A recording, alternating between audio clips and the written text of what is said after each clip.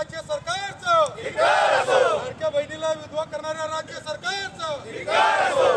करायचं काय? खाली लोक वर पाय, मुर्दाबाद मुर्दाबाद,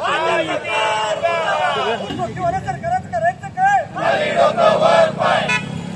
लोकप्रिय घोषणांसाठी लाडक्या बहिणीला विधवा करणाऱ्या राज्य सरकारचा धिक्कार असो।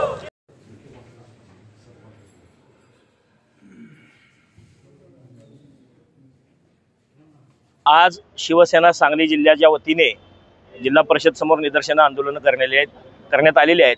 आम्ही चारही जिल्हा प्रमुख आज एकत्रित येऊन या ठिकाणी ज्या आमच्या सांगली जिल्ह्याच्या सुपुत्रांना आत्महत्या केलेली आहे, तो आज गुलाबराव पाटलांनी काही माहिती दिली असेल की तो कॉन्ट्रॅक्टर नव्हता, तो सब ठेकेदार आहे किंवा काय आहे। मक्तेदार सब मक्तेदार जिल्ह्यात काम करणारे जे कोणी आहेत हे या कॉन्ट्रॅक्टरांचं राज्य सरकार देणं आहे।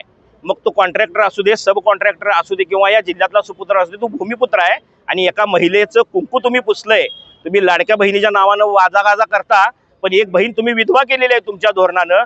89,000 कोटीची कॉन्ट्रॅक्टरांची महाराष्ट्रातली देणी बाकी आहेत, ही देणी द्यायची सोडून तुम्ही कॉन्ट्रॅक्टर नव्हता म्हणून सांगताय। या टकल्या गुलाबराव पाटलाला लाज वाटत नाही का? ते ह्या पद्धतीचं चुकीचं वक्तव्य करतायत।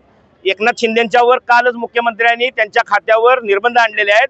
हजारो कोटीची कामं लायकी नसताना, आपल्या खिशात दमडी नसताना बेकायदेशीररित्या याला काही कॉन्ट्रॅक्टर संघटना, काही कॉन्ट्रॅक्टर सुद्धा जबाबदारी आहेत, यांनी टक्केवारी देऊन यांना निवडणुकीचा फंड देऊन त्यांनी कामं मंजूर करून आणलेले आहेत। पण कामं केलेले आहेत लोकांनी, घरादारावर कर्ज काढलेले आहेत, सावकारीच्या पाशात कॉन्ट्रॅक्टर अडकलेला आहे।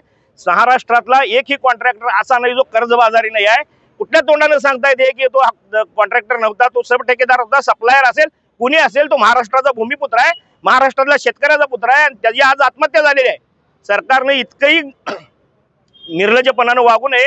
हा पत्ते खेळण्या एवढा सोपा डाव नाही। एका कुटुंबाचं आयुष्य यातनं उद्ध्वस्त झालेलं आहे। अखंड महाराष्ट्रामध्ये नुसता जलजीवन मिशनचं नव्हे तर ह्यातलीच फार मोठी मेक आहे। केंद्र सरकारने या जलजीवन मिशनची 50% भागीदारी काढून घेतलेली आहे। 2024 नंतरची दिलेली कामं आहेत, ही टक्केवारी उचलून दिलेली आहेत, आणि याला सर्वस्वी एकनाथ शिंदे आणि गुलाबराव पाटील जबाबदार आहेत। आणि त्यांची ती जबाबदारी आहे, त्यांनी असा ह्या परिस्थितीतून पळ काढता कामा नये। त्यांनी या कुटुंबाची जबाबदारी घेतली पाहिजे। राज्य शासनाने या कुटुंबाला न्याय दिला पाहिजे। आणि ही महाराष्ट्रातली पहिली घटना आहे जिथं कॉन्ट्रॅक्टर आत्महत्या करतोय।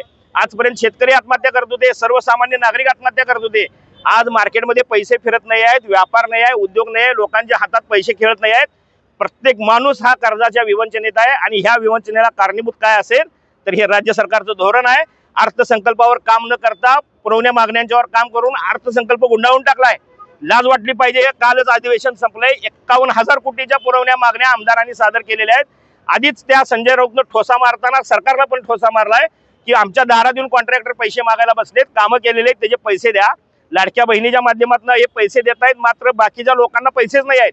संजय शिरसाटांनी बोंब मारली, त्यांच्या खात्याचा निधी वर्ग केला, आदिवासीचा निधी वर्ग केला, महिला बालकल्याणचा निधी वर्ग केला। निधी आहे कुठं?